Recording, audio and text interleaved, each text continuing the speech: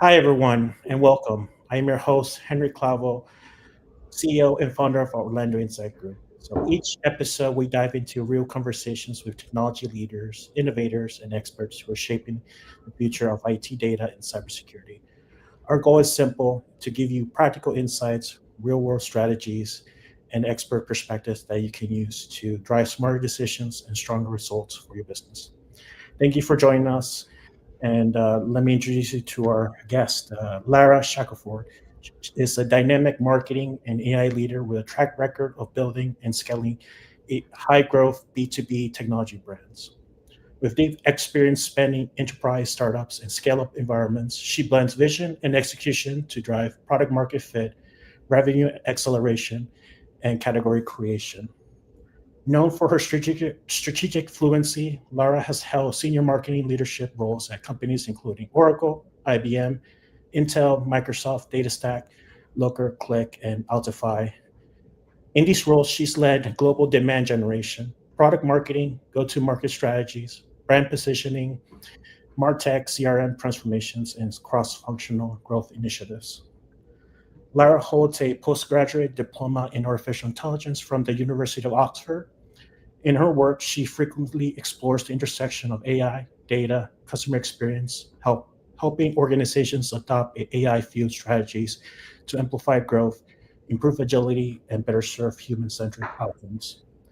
An active voice in tech and marketing communities, Laura has been recognized among the top 35 women in B2P, top 100 CMOs, and selected as a multiple-time LinkedIn top voice in AI.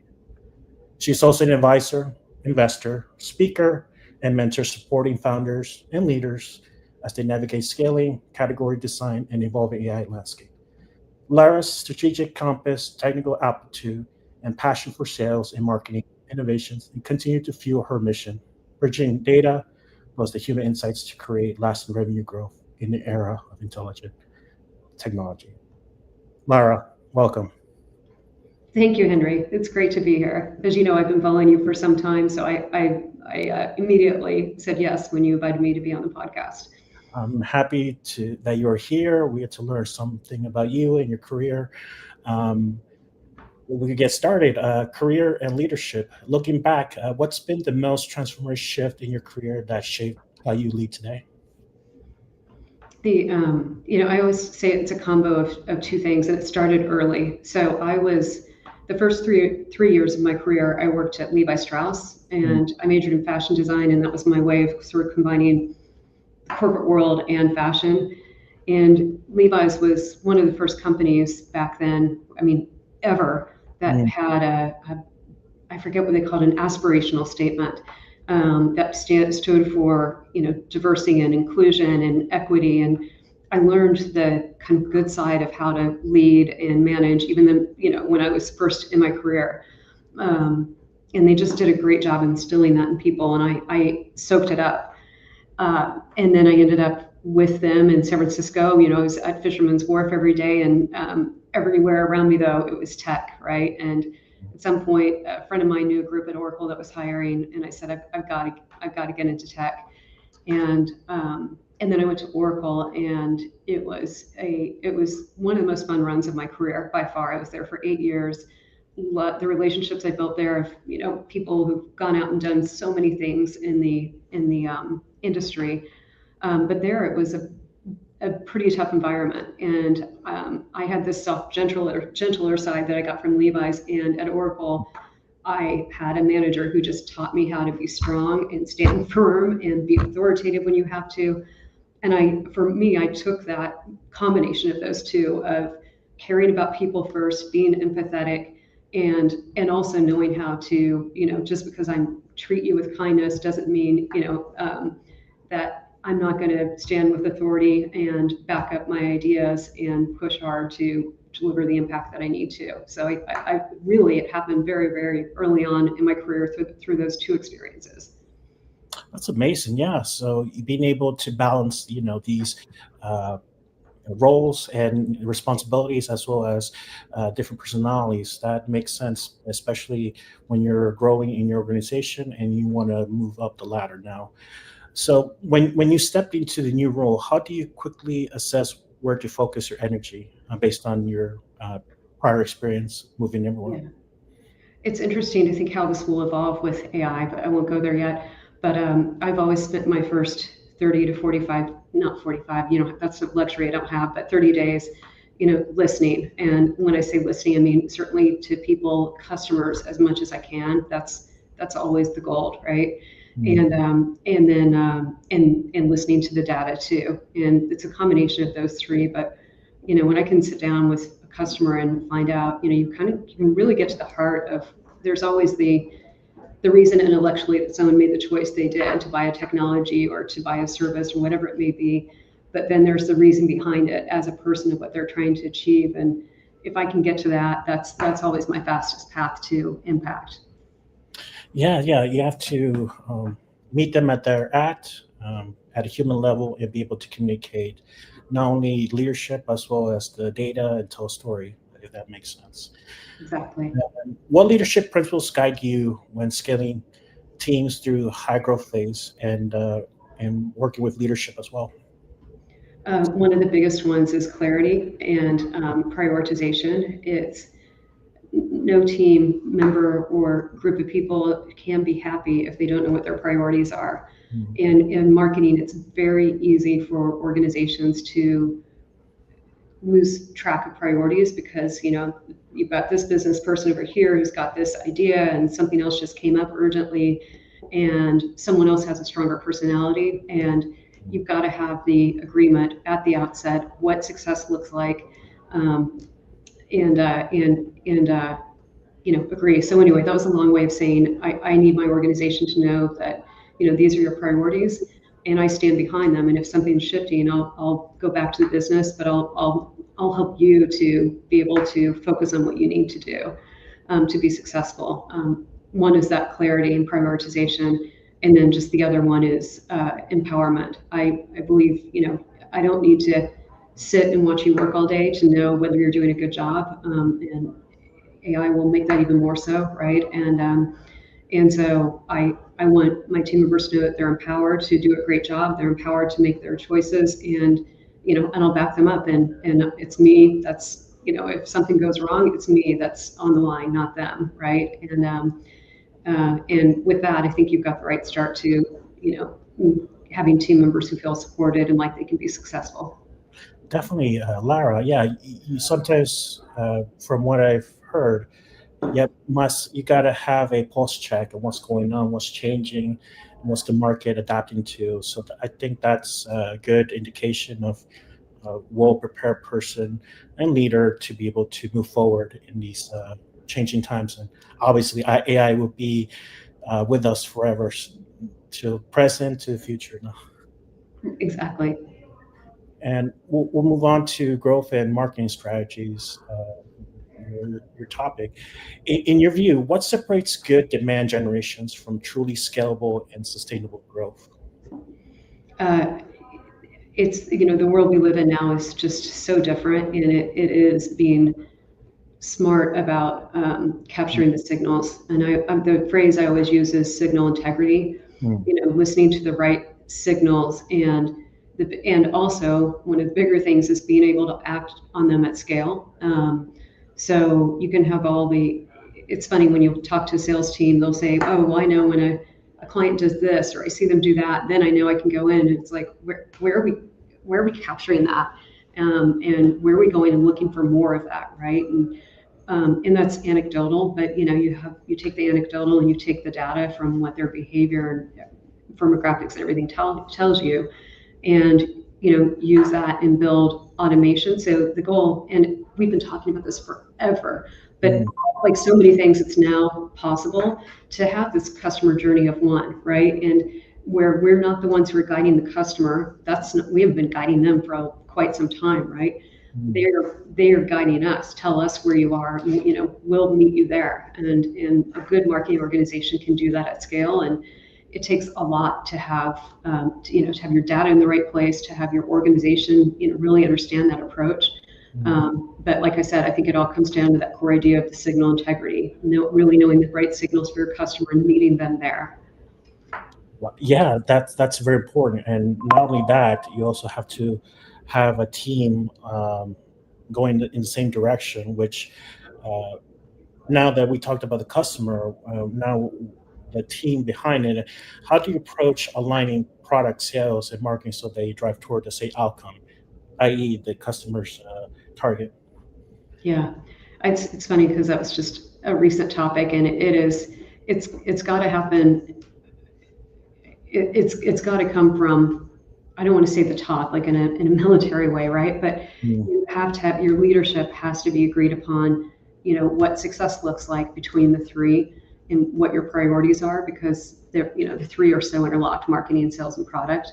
mm, And then marketing and sales have to be in agreement of, like I said, what those priorities are, so then you can focus and drive the outcomes that you're looking for. So, we've always talked about this idea of a handshake between sales and marketing, and mm, it went the wrong way because marketing automation meant that people, demand gen teams became this, lead generation engine, and I'm going to throw MQLs over the fence. And good marketers didn't do that and didn't intend to do that, but still, it ended up being the situation. It actually was supposed to bring us closer together, and it divided us more. I have no doubt that because of the technology that we have in our hands today, and what even more of what's coming, we will sales and marketing are more and more going to become one. I mean, I can't have an initiative where I think, this is marketing. It's like I need sales to champion this in many ways, sometimes more ways than I have marketing champion. So anyway, I think that's that alignment, like the true alignment, and then it's that it's the kind of being willing to operate as one team in a way that we haven't done in the past. yeah, and with the challenges of trying to outcompete your competitors, trying to come up with a tool that would help uh, not only increases productivity, it can also slow down some other process. From what I've seen in the research, So um, many leaders talk about building categories. What is your framework for successfully carving out space in a crowded market? I'll tell you, I've been a part of category creation, and it actually, category creation became a category for a while, and it was. I was early on. We were working to create this category, predictive analytics, when I was at SPSS. And then I think now it's not so much about, are you going to create a category, as are you filling a market need? Do you understand what it is? Are you out there trying to create the need, or are you being pulled into a need? And the thing that has been my through line in my entire career, one of my first roles in marketing at Oracle was customer advocacy, and that just had such a big impact on my career. And I think I've just never found a way to better engage with customers than helping them see themselves in their peer group. Their peers are working with you. They are successful in this way. And, there's so many ways that you can do that now. It's not just it's certainly not just a one-to-one customer to customer relationship introduction. But whether you're creating a category or not, I say get your customers to, be your raving fans, and make them the heroes of your story, and the rest will follow.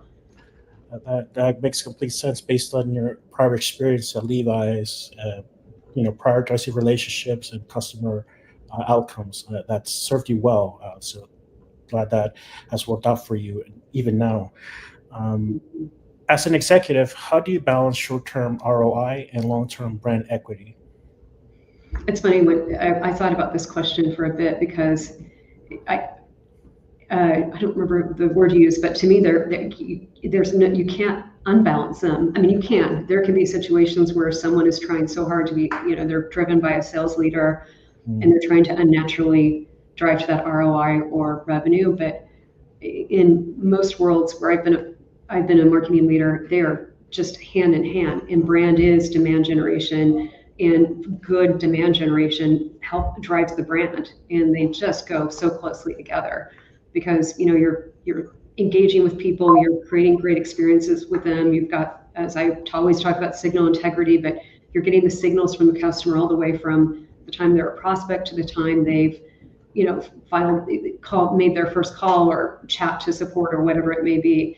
And so yeah, I think that they're and that is the brand. You know, their experience there is the brand, and you make that a great experience for them, and they're going to tell others and tell others. And by no means is that the only piece to the brand, right? But that's just such a fundamental example of where, you know, the two are one. And I think it's really important for people to get that demand generation requires, you know, commitment to brand, investment in brand. They go so strongly together. Yeah, I can think of other examples which I will mention, but I know when they change the brands or they change direction, customers tend to flee, and I found that very interesting, especially in our current landscape. Yes, exactly. How do you evaluate when an AI or data initiative is truly adding value versus just being hype? So in your realm, you've Yeah. seen like Adobe or any other tools being adopted in the market. How effective is it for you guys? Yeah, and I know we're all well aware of the recent reports that said I think it was 95% of AI projects fail, right?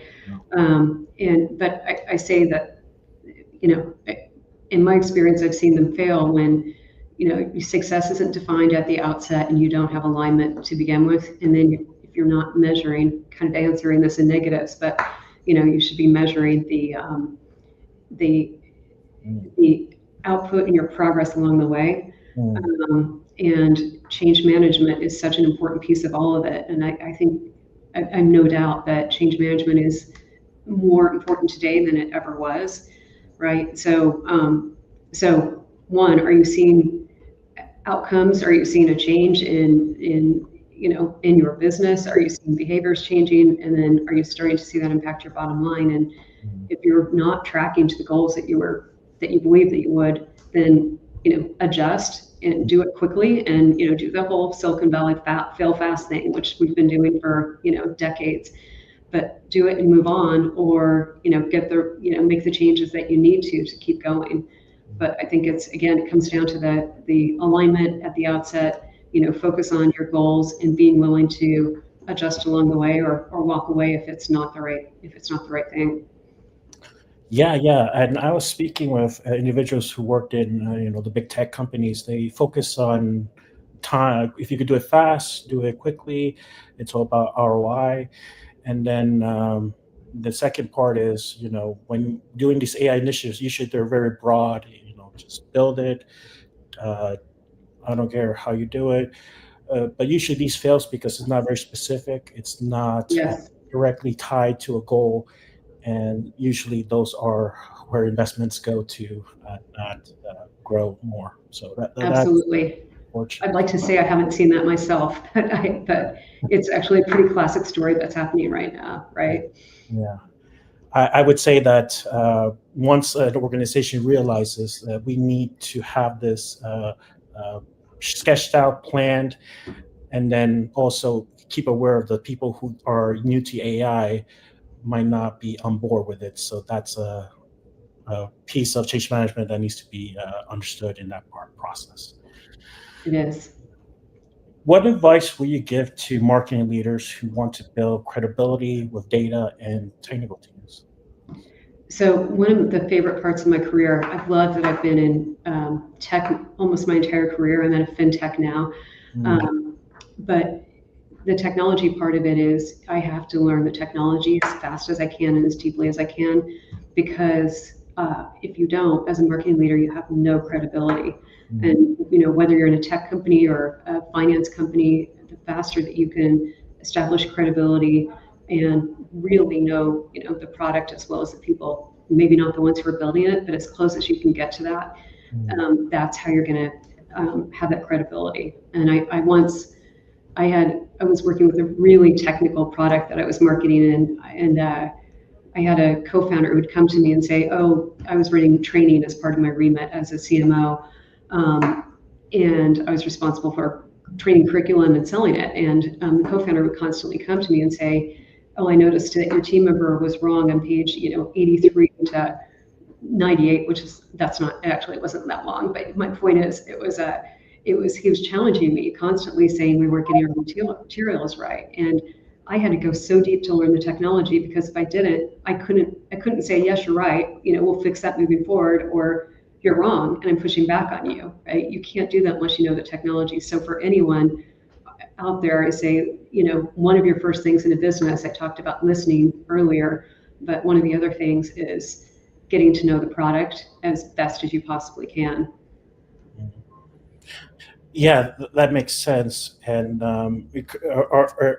when you work in your organization, is that still the case? You still have a learning foundation and time, or is it usually 30 days?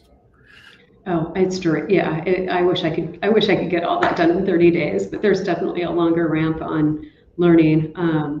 And I think, where companies can, back long ago when I was at Click, within your first, I think it was your first 6 weeks, maybe it was your first 60 days, but anyway, you flew to wherever you were in the world. You flew to Lund, Sweden, which is where the company was founded, and you spent a week, and at least two of the days were full days learning the product, and you had to then go and present what you built with the product after you learned how to use it.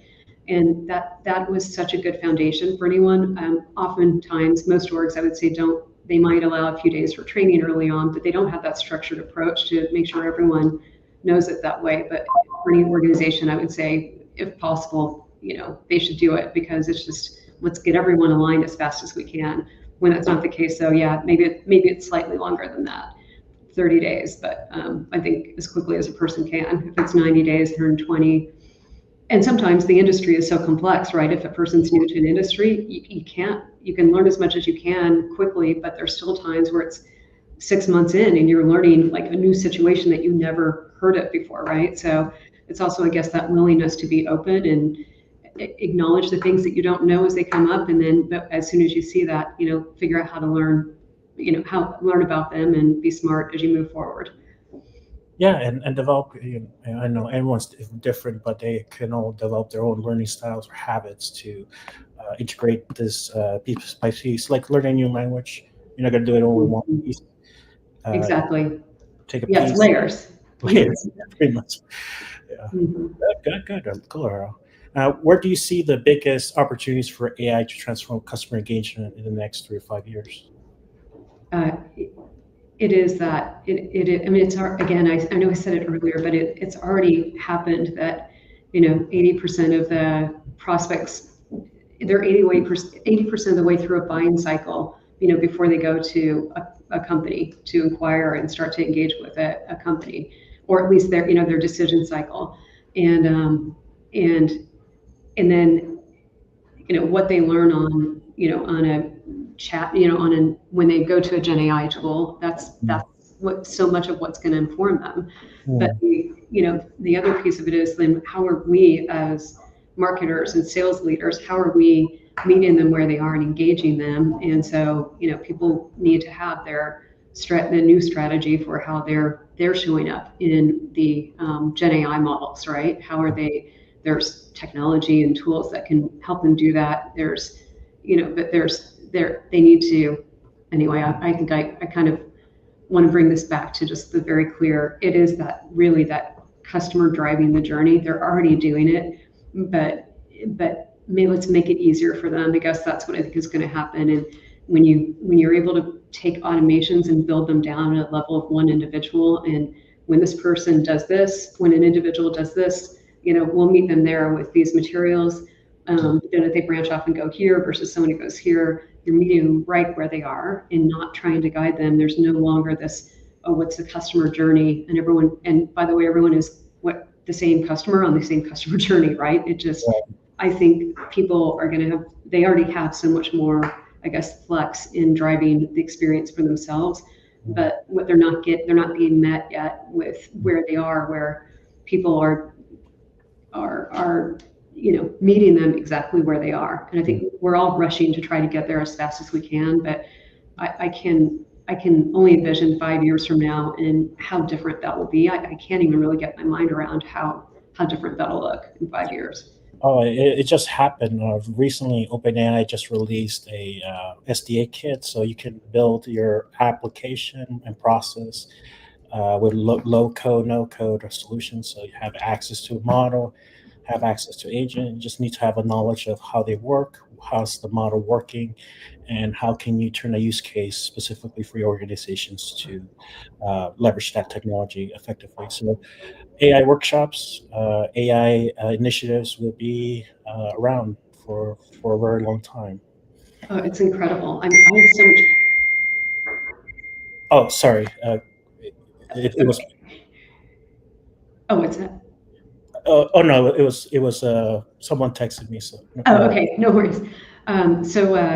So, um, sorry, I just lost my train of thought. I need to get it back now. Oh, I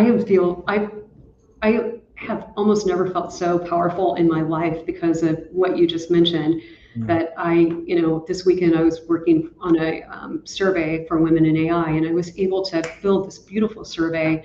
mm, So, I mean, it took time because I care about it, right? And I wanted to set it up the right way. But I took something that would have taken, when I was earlier in my career, it would have taken a month for someone to do this, to really think through the questions and make sure that you're going to get the kind of provocative outfits that you're looking for. And I used Lovable to do a version. I used one of my classmates built this company, Chat and Build, which is also for, you can use it for vibe coding. But it was just so beautiful and it happened so eloquently, right? And if I think of something that's annoying and that I have to do in my life now, I can just jump on to Replit and Lovable and Chat and Build. And mm, I also go to Chat GPT and I'll, use Zapier and the things that I can automate and make my life so much easier. And it's now I just need more time to automate the things in my life, right? But mm, it is just amazing. And in fact, I'm doing a keynote for the Xerox Women's Conference in a few weeks. And I'm doing a workshop afterward on vibe coding, because I want as many people as can possible to see and to know that they can do it too. It's just so empowering. Oh, can you give us a sneak peek of what you'll be discussing at this year's conference? You don't have to reveal much, but just a little Yeah, peek. yeah. The theme of the conference is Rise, and I've always had this idea in my mind when I'm going for something big, or if I just hit a really big low, and I'm like, I can't believe I see this. I'm here right now, and I just say bounce to myself. And their theme is Rise, so I like that. It's kind of that idea of. I think right now women in AI starting to adopt faster. We're closing the adoption gap, but there's a lot more culturally that organizations need to do to make sure that women and others come along Mm, in terms of making sure that they feel, that they know anyone knows how to use vibe coding, to build things that women feel like their work, if they develop it in AI, will not be judged, but they'll be, empowered just like anyone else would. And mm, so we're going to talk about how you use this opportunity in AI to rise higher and kind of leapfrog where we are today as women and use it to do more than you ever thought possible. So mm. that's the highlight. Wow, wow. Yeah, with before technology was very exclusive. You have to know how to code, but now with vibe coding, you have that luxury of going in and build an idea quickly. From your experience working in different fields, how has women been able to adopt AI in their current, let's say, workflow and office use, or are they still hesitant compared to the other side? The data says they're still hesitant. My own experience, I see just as much either hesitation or empowerment Mm, in women and men. So I haven't seen it yet, but like I said, there's a lot of research out there that says that women are more hesitant. They don't feel that they'll be trusted as much or seen as credibly, if they do something with AI.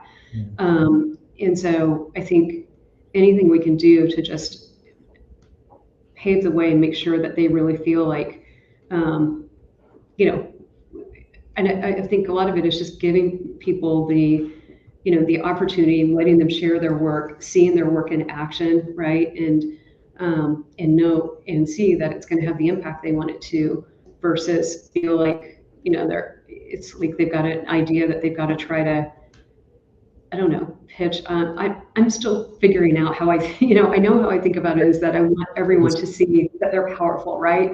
But Yeah. there's so much to it in terms of change management and training, and again, that having it be a part of the culture that is, the safe to fail culture, right, is a Mm. big part of it too. It's interesting. I did read somewhere or studied that if managers or hiring managers look at someone that's done AI work with their resume or with their workflow or their jobs, they seem less competent as opposed to Right. someone who hasn't used it. I just found that very strange. But I guess it's a way of, or is it done on merit, or do you rely on the technologies to do it for you? I find it so strange. I certainly welcome great work in any way that it gets done, but I will say when I see people bring forward work that they've used AI to do, I'm impressed by it. If someone Mm, had the commitment, the time, no one has time, right? So someone made the time, they're willing to put themselves out there because it's, on the one hand, yes, everyone can use Gen AI tools today, but to really move to that next level, it takes a little bit of, taking some risks. mm, So I can't imagine a mindset that would not hold that in high regard. But it's again, I've been doing a lot of research, and the data says that that's true. So I want to get more. I really want to understand where that comes from because it doesn't make sense to me either. It, my educated guess is, I guess, based on past experience, it's usually a culture or organization Mm. that used to certain things not to change. Um, but yeah, I digress. Yeah. It is a very interesting time and very interesting tool to use, and it would be foolish not to use it now. Yeah, we both just made the point. I think we can understand the importance of the culture of the company and the culture of the team that people are in, and a big role that's going to play on whether people do feel empowered, to do things with AI. That's a huge part of it. Yeah, yeah, I totally agree. Lara, from your perspective, what are the blind spot executives still struggle with when it comes to AI adoption, like we were discussing before? It's funny because there's so much understanding today of how AI can work for organizations, and at the same time, organizations still struggle with AI literacy for everyone at the organization. You'll have someone who starts up a pilot group, but it's a group, right? And maybe they'll train the pilot group, but then roll something out broadly without training the rest of the organization. I think they're still just um, we're just still really early days in terms of organizations understanding where this fits in the organization. I'm seeing a lot of times where it's sitting under the CTO, which is a great place for it to sit. But wherever it sits, it needs to have you know, it needs to have the support, the measurement, the clear outcomes, the cultural support, all of that. So Mm, anyway, that's. I think it all comes back to what we've been saying about that change management and culture. mm. Yeah, it's very important. If it's not established, then it is a free for all. There's no collaboration, and the outcomes are not documented. Yeah. And and oh, go ahead. No, I want to let you finish and then I'll add one thing. And then there's the other end where there is a lot of documentations and a lot of meetings. I've been in meetings where I spent 2 hours, 3 hours saying one Uh, core. So it is needs a balance of those two. it is. And I was thinking the important part of that too is I keep talking about prioritization today, but use case prioritization, right? And how are you going to leverage AI to grow your business, and how are you going to leverage it to become more efficient, more productive, so that you have space to grow and space for people to think, which helps them to be more, make a greater impact, right? So it is also that use case prioritization that don't just go throw everything at AI, or you know have people choose use cases without having a framework. And there should be a way to prioritize, what's the weight of this for revenue, how can this make an impact on the business. Like I've got to I can imagine you must have one or 20 versions of this, but I've got a spreadsheet that I use to prioritize AI use cases where you look at the impact to the business, the time it'll take, the ability to be successful, all of those things. Mm. And you have to think that through at the outset. And it shouldn't become a science project where it's, 3 weeks to look at a use case and a 3-hour meeting every time you have a use case, like the one you mentioned. But you absolutely have to put thought into it, or else you're going to end up, I think, just with a lot of people experimenting, which experimentation is good to an extent, but you also need a focus. Oh, I got a story there. There's someone who like became a manager and didn't know anything about agile, so all she did was hog all the work. Felt bad sharing it, but she put all her tickets and requirement in one bucket and start prioritizing. It's primitive, but I guess it's a starting point to plan of what is important for a team, what is important for the organization, and for them to help their subordinates grow. Right.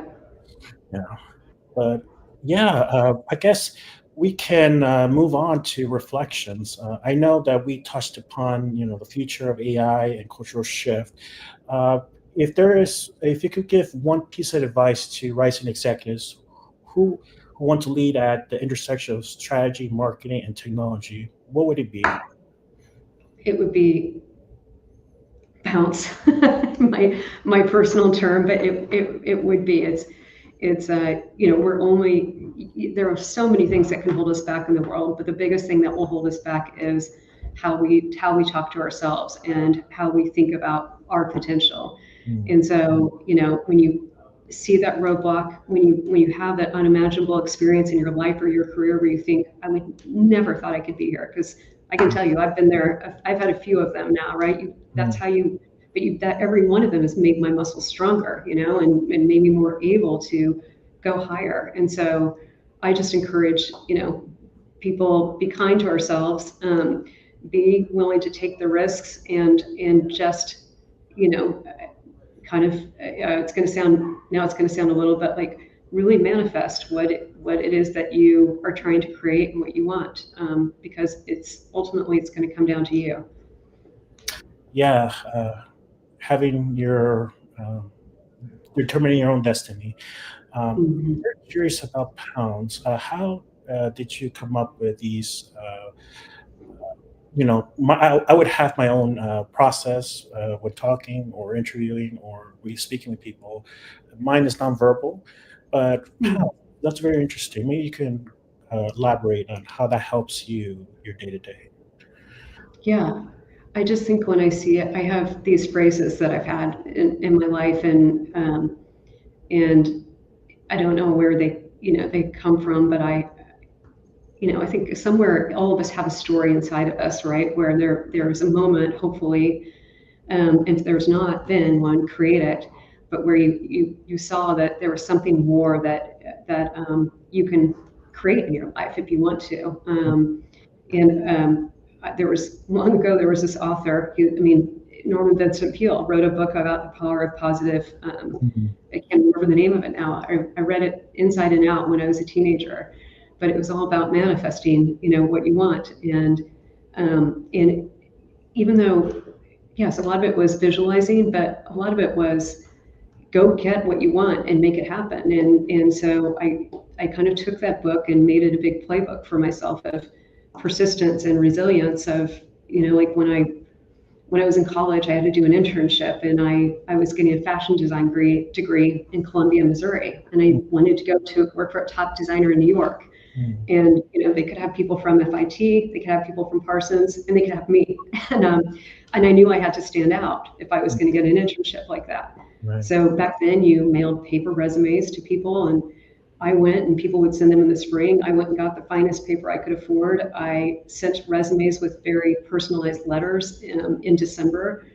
And I went back to school after the holiday break, and back then used landlines, and my home phone started ringing, and they 5 of the top New York designers, called me, and I ended up with 3 offers, and I chose one, and I had a job offer for them by the end of the summer working for them. But it was, I think, because I'd read that book, and I knew I've got to find a way through this, right? I want to do that and be that. And if my limitation is this, there's got to be something that's going to make me that much higher. And I always think of that idea of bounce, like I'm here and I'm going to bounce higher. And so, anyway, I think we all have the stories though that we can pull from. Yeah, definitely. I could take a video for what I saw from Steve Jobs. Is his advice was in the video, people don't take the time just to pick up the phone and call for help or ask a question Mhm. to someone important.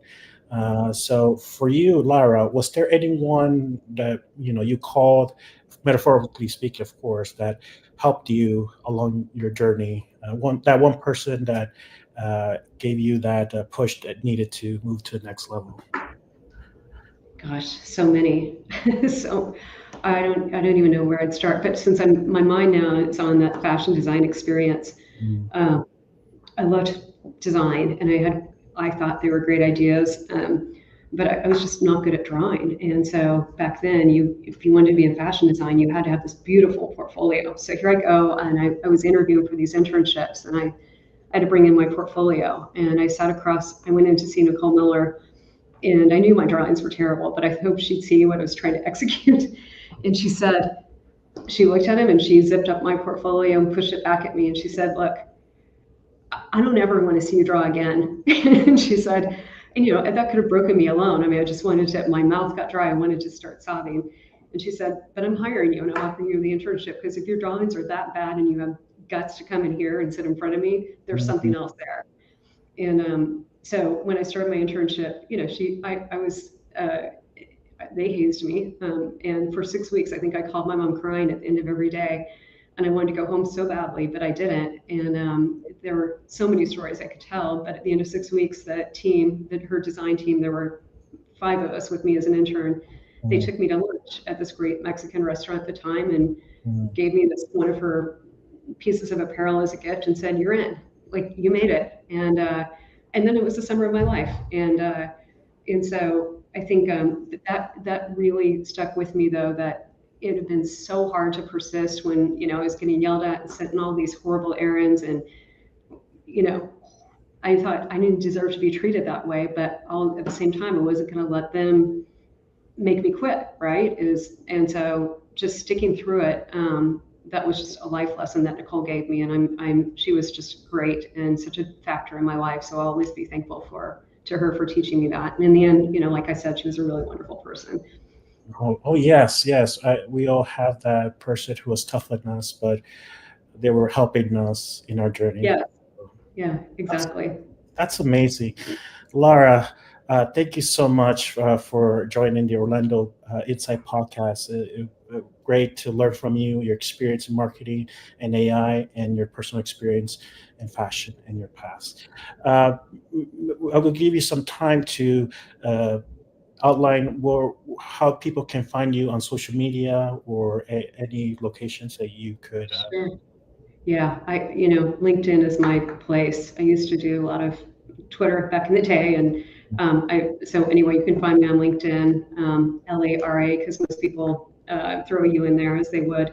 But yeah, just DM me on LinkedIn, and I've got an agent that I built that cuts through Hmm, all the spam and tries to find the real conversations in there. So I'll do my best to engage and follow up with people. definitely, definitely. And any events coming up for you this year or next year, Lara? Uh, I've got a couple of speaking engagements coming up at a kind of smaller, more closed conference or two in the fall, and then the Xerox conference is actually open uh, to other women to join. Well, it's Xerox conference. Anyone can come, and so that's at the end of November. It's called Rise, as I mentioned, and so that's a big one for me. I'm really excited about that. And then there are a few things to come for 2026, but to be finalized. Oh, we'll look forward to it, and we'll share that information once they become live. Lara, thank you so much for joining us today. Thank you, Henry. That is it. If you want to capture more or see more interviews like this, please like, subscribe, and follow Orlando Insight Group on LinkedIn, YouTube, and Spotify. It's been a pleasure. You have a good evening. Bye. Thank you so much, Henry.